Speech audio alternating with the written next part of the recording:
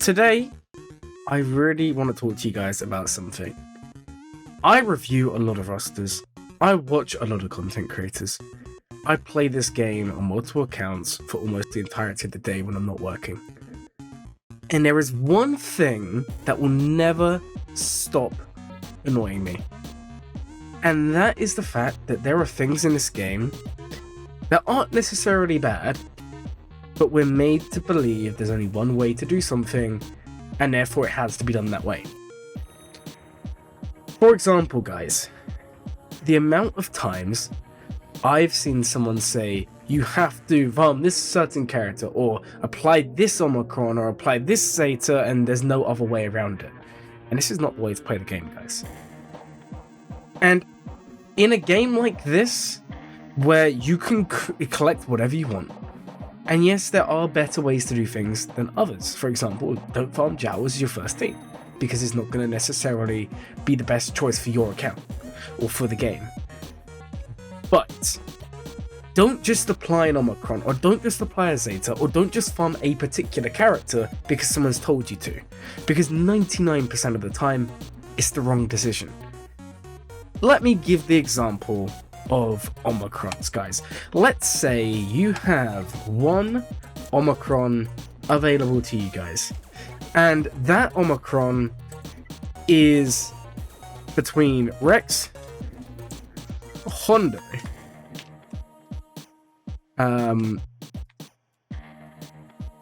Hera. Oops, sorry there, guys. Oh my days, guys, I can't spell. Hera, or the final one could be someone such as Marin. Okay? Let's say you have one Omicron that's going to go on one of these four characters. Now, guys, this is for you to pause the video, comment down below. Is it going to be Captain Rex, Hondo, Hera, or Marin that I recommend? Again, guys, pause the video for like 1 second and just play it, and you're going to find out who I actually recommend and who I don't recommend. Well, guys, if you said Captain Rex or Hera, you're out. You're wrong. For most of you. And this is because I'm looking at a lot of your accounts. Now, let me explain why before I tell you which one I'd actually recommend. For many of you, you're most likely going to be in a position where maybe your Rex is like gear 8 or 9, maybe your Hera is, gear 10 or 11. I mean, guys, we can have a look at the averages as well here, which you can do through .gg. Now, let's say we look for Captain Rex. The average relic level, guys, for Kyber is relic 7.7. The average relic for Rhodium is relic 5.7. For Chromium, relic 5.8. For Bronzium, relic 4.3. Now, just take into account, this is only accounting for the characters who are relic, as far as I'm aware, because there's definitely not an average of 6 in Carbonite. It's because there's less people with him relic, so the average relic goes up. So for the most part, like, you can see, if the average is going to be around about 7, it means there's not that many people with a relic at Captain Rex. And there is a way for me to actually check this, guys. Give me 1 second here. So if I was to go to the relic database, and if we was to search for Captain Rex, there are 14,000 at relic. And if we was to have a look at the player data, you guys are going to see that really we're looking at like gear 11 for the majority. I'm actually a bit shocked that 64% of Rex are relic. That's kind of crazy to me. But for the most part, you're looking, apart from a specific few, you're looking at really around about gear 11 for Rex at the moment.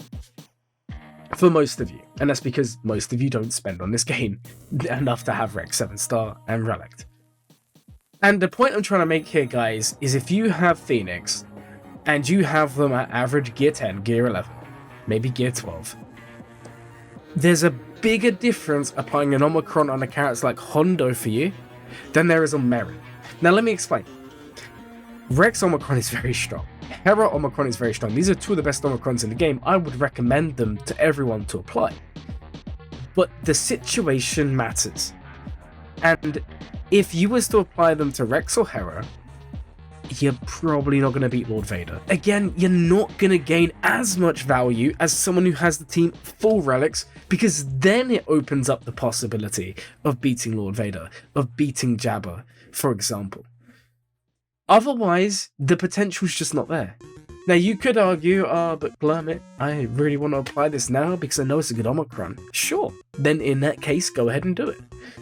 But just think about it. In this circumstance, applying one to Hondo would give you a team you may not already have, a team that in itself is quite strong, right? If you apply it to Merrin, automatically it makes a team that you would not use usable. So there's more value to be gained. And this is really what it comes down to for me when I'm thinking about Omicrons. I'm not necessarily thinking, is it good? Because a lot of them are good. But I'm thinking, based on the situation I'm in with the roster I have, what Omicron is going to give the best return on investment. The power of editing! Right, some swells should have just appeared on the screen or something. Alright guys, this is a post-video edit. Can you believe it, guys? Because I can't. And I just found the data to back up everything I'm saying. So now you guys who are data whores out there, like myself, now know for a fact that I'm not just talking rubbish. Guys, you should understand by now that I do try to reinforce everything that I tell you with data. So, we have got Cody lead with Captain Rex. This is what most of you who have got Captain Rex's Omicron are probably doing in 3v3. Right?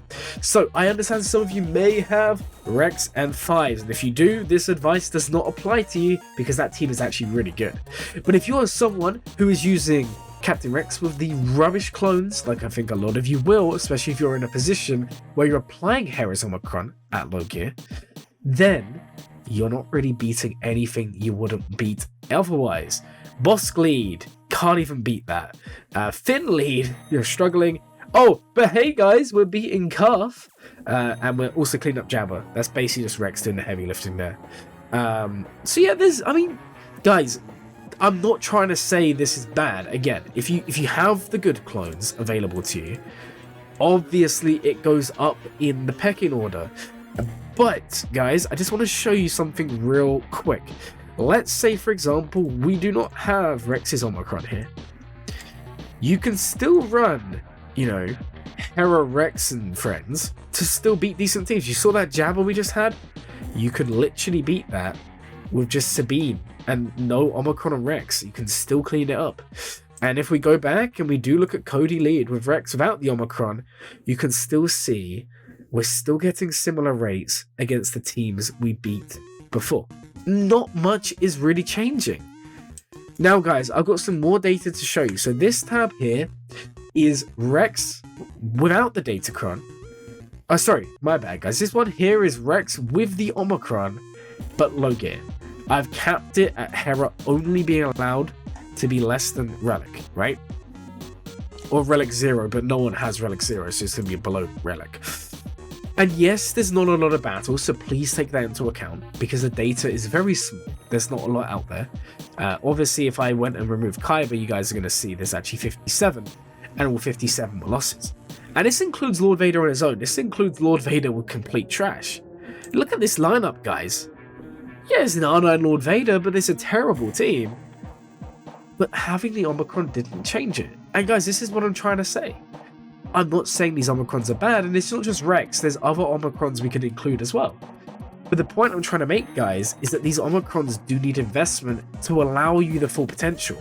This, guys, is the data with the Omicron and with Hera at minimum Relic 5, which is either, you may still have a lot of, you know, Rex here, but the rest of the team is going to be higher relics, and all of a sudden, we start seeing wins.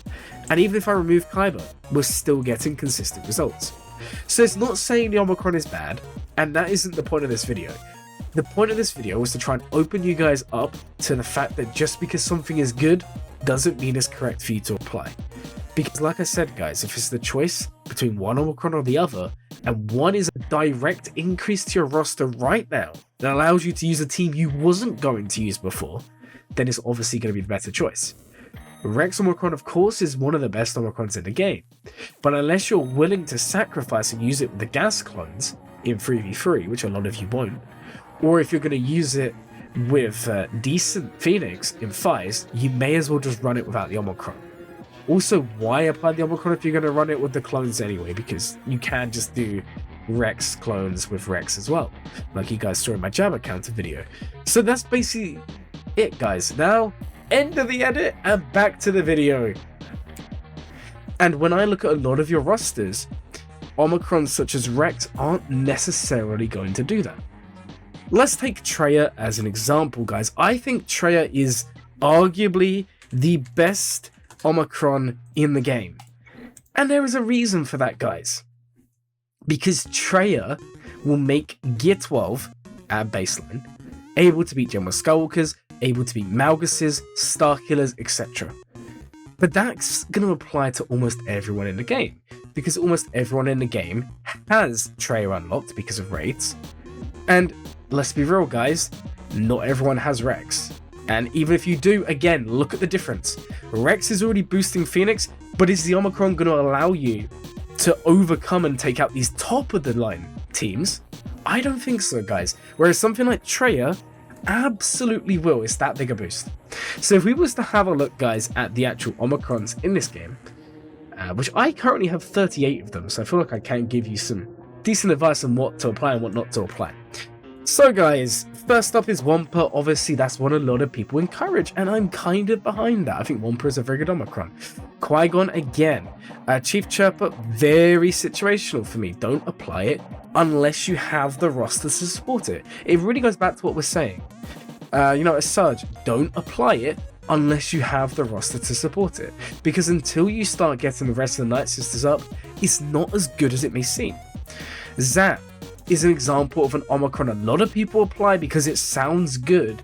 Content creators in the past have said it's good, but how much value are you getting? Up to you to decide. And again, First World TIE Pilot, Dash, 69,000 Dash Omicrons. And do all 69,000 of those Dash Omicron owners have Vandor Chewie? If not, it's a terrible Omicron. If you have Vandor Chewie and you've invested in him, of course it's one of the best Omicrons you can apply. But this is the point I'm trying to make, guys. Don't just go and ask your favorite content creator, or ask a Reddit thread, or ask someone in my Discord server, because no other Discord servers exist.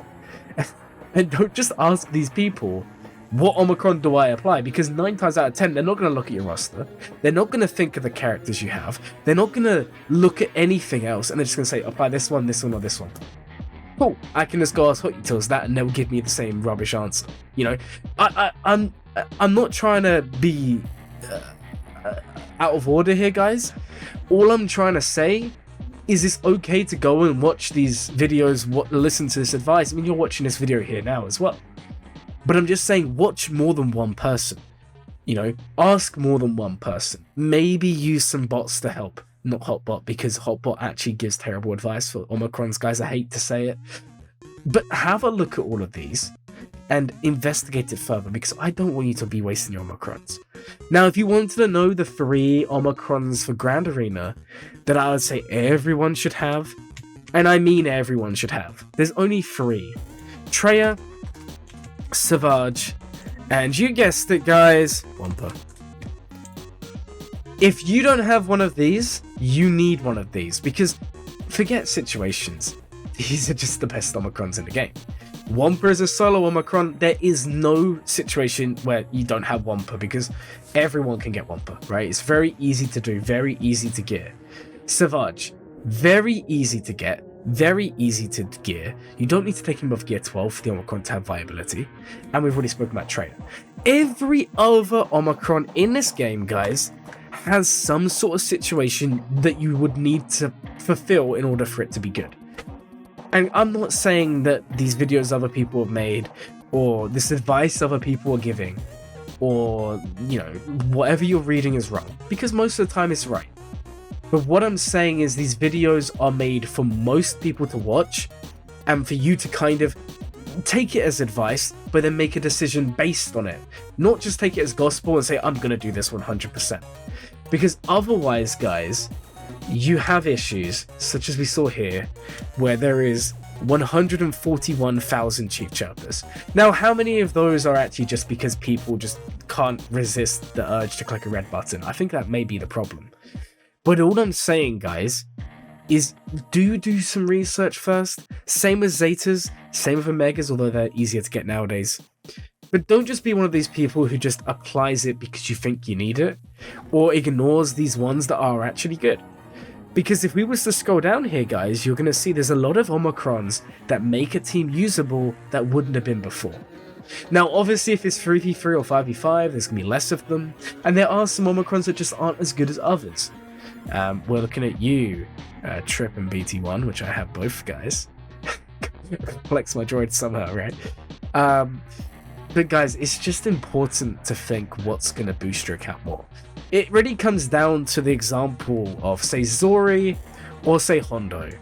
I think Zori's Omicron is probably better in terms of what it actually does. Hondo's is really strong, but you can counteract it.